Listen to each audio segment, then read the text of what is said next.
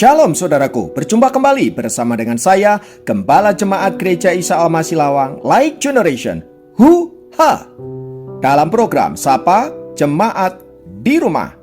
Tetap semangat, tetap berpengharapan, dan harus selalu yakin menjadi pemenang-pemenang di dalam Tuhan kita, Yesus Kristus.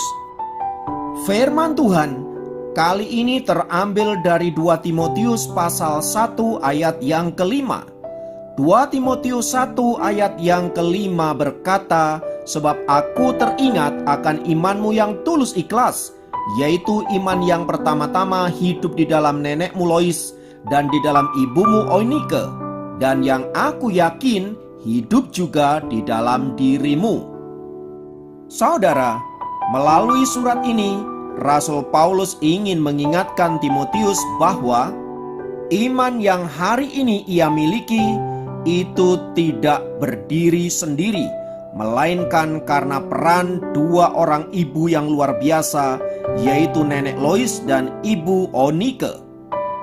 Kedua orang ibu ini telah membentuk Timotius sedemikian rupa, sehingga kemudian kita melihat Timotius menjadi pribadi yang luar biasa sebagai seorang hamba Tuhan yang siap dipakai oleh Tuhan untuk memimpin jemaat Tuhan yang nantinya dipercayakan kepada dirinya. Rasul Paulus tampaknya memberi poin penting kepada dua orang ibu ini.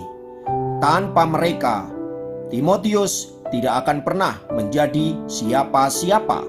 Surat ini juga tampaknya ingin menyinggung bahwa wanita atau ibu memiliki peran penting untuk menentukan masa depan anak-anak mereka. Untuk menekankan poin ini saudaraku, ada kisah ilustrasi yang sangat menarik yang dapat kita pakai sebagai sebuah pelajaran. Adalah seorang pria yang bernama Andre.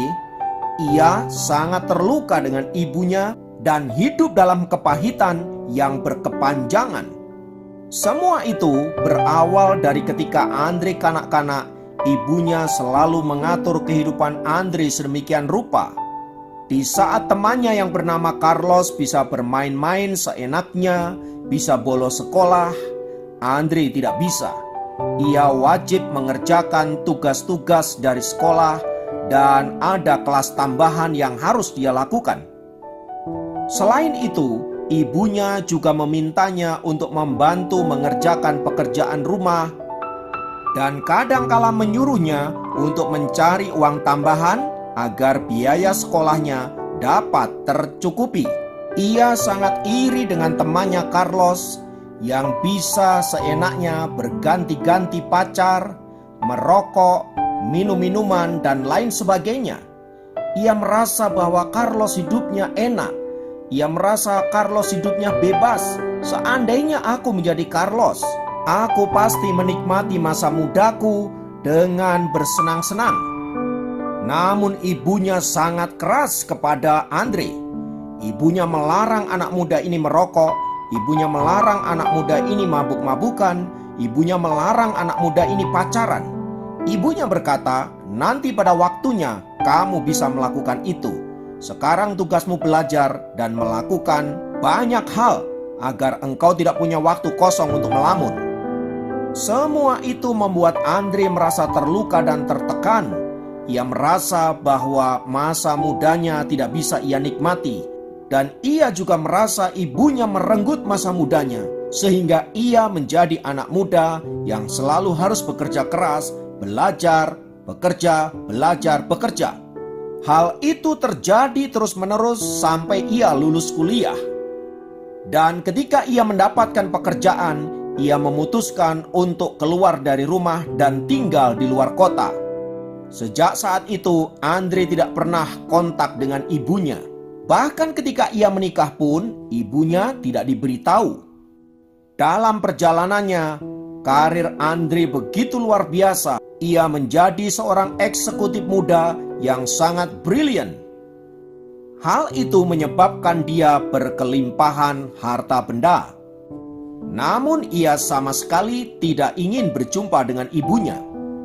Suatu kali ia, istri dan anak-anaknya makan di sebuah restoran. Dan ketika ia selesai makan, dia pergi ke parkiran dan dia berjumpa dengan seorang pemulung yang sedang mengais sampah untuk mencari makanan. Karena merasa kasihan, Andre menghampiri orang itu dan ingin memberikan sejumlah uang. Namun alangkah terkejutnya dia karena orang itu adalah Carlos, temannya waktu sekolah dulu. Andre bertanya kepada Carlos, mengapa semua ini bisa terjadi? Dan Carlos memberikan jawaban yang mengguncang hati Andre. Carlos berkata, "Karena aku tidak punya ibu seperti ibumu. Seandainya aku memiliki ibu seperti ibumu, mungkin aku tidak menjadi gembel seperti sekarang ini." Jawaban Carlos ini menghenyak hati Andre, seolah-olah menyadarkan kekeliruannya selama ini. Ibunya memang keras, tetapi ia kemudian menjadikan dirinya orang yang sukses. Menyadari kekeliruannya itu, saudaraku, Andre memutuskan untuk menemui ibunya. Namun sayang, semuanya sudah terlambat. Sebab beberapa bulan sebelum Andre menemuinya, ibunya telah wafat. Saudaraku, kisah di atas ingin mengajarkan kepada kita betapa peran seorang ibu adalah sangat vital bagi anak-anaknya. Anda bisa memilih menjadi ibunya Andre atau ibunya Carlos, yang kalau anak-anak tidak disiplin, tidak masalah.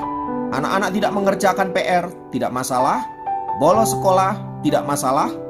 Tidak mau ke gereja, tidak masalah. Tidak membaca Alkitab, juga tidak masalah. Maka jangan heran bila suatu kali Anda menemukan anakmu seperti Carlos. Saudara, bagaimanapun juga seorang ibu, dia adalah penopang di dalam rumah. Di tangan Anda terletak masa depan anak-anakmu. Menjadi seperti apa dia kelak, semua dimulai bagaimana cara Anda mendidik dia dari sekarang. Mari jadilah ibu yang keras kepada anak-anakmu karena engkau mengasihi mereka. Sebab bila anak-anak itu keras pada diri mereka sendiri, maka dunia akan lunak kepada mereka. Tetapi kalau mereka adalah anak-anak yang lunak pada diri mereka sendiri, maka dunia akan keras kepada mereka.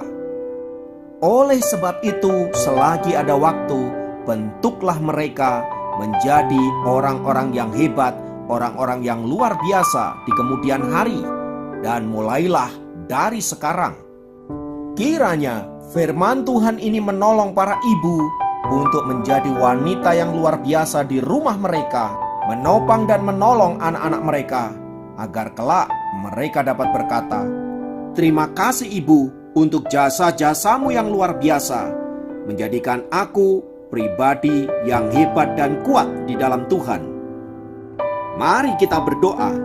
Di dalam nama Tuhan Yesus, kiranya kuasa dari tempat yang maha tinggi menolong bagi para wanita, para ibu, agar melalui mereka lahir orang-orang hebat yang takut akan Tuhan. Karena itu berkatilah para ibu, kuatkanlah para ibu, teguhkanlah mereka, hiburkanlah mereka, sehingga mereka tetap tangguh dalam menopang rumah tangganya, sehingga seluruh rencana Allah digenapi di dalam diri keluarga mereka masing-masing. Terpujilah nama Yesus, dalam namamu kami berdoa, haleluya, amin. Demikian program Sapa Jemaat kali ini. Sampai jumpa dalam program Sapa Jemaat yang lain. Tuhan Yesus memberkati.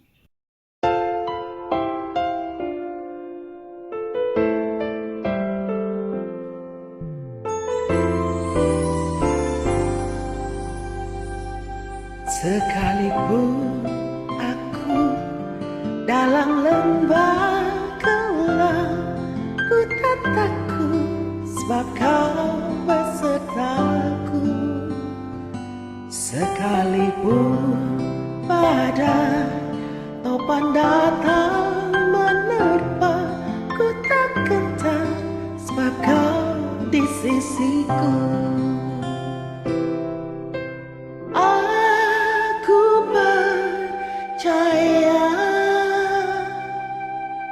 berkat-Mu atasku melimpah, kebajikan, kemurahan selalu mengikutiku.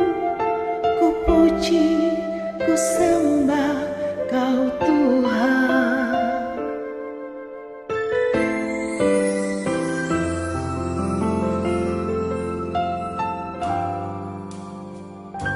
Sekalipun aku dalam lembah kelam, ku tak takut sebab Kau besertaku. Sekalipun badai topan datang menerpa, ku tak gentar sebab Kau di sisiku. Aku percaya berkat-Mu atasku melimpah, kebajikan, kemurahan selalu mengikutiku. Ku puji, ku sembah Kau Tuhan.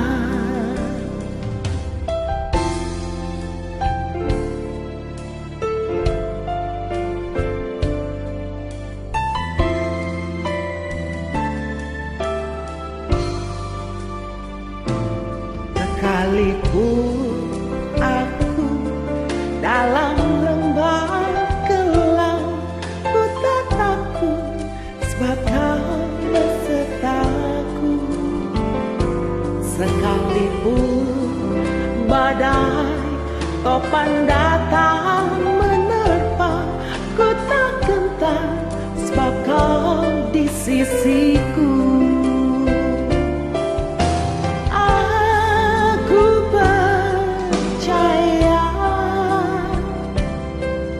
Berkat-Mu atasku melimpah, kebajikan,